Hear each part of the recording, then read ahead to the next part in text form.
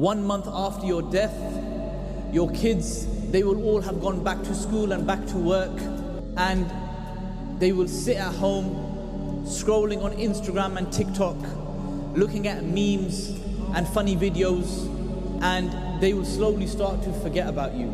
2 months after your death, your spouse will be there watching a comedy or a show on Netflix, just trying to move on with life, knowing that you will never come back.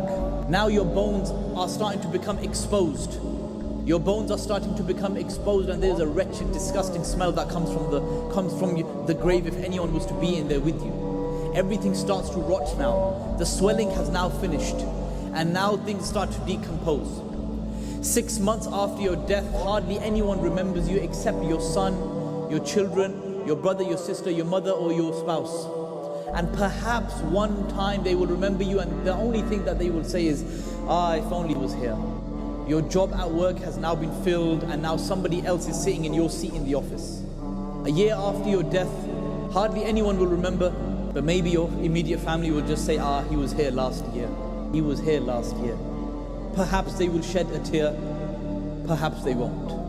2 years after your death, no one will remember you except you will be in the foggy thoughts of your spouse or your children. And 10 years after your death, perhaps your name will still be mentioned, maybe.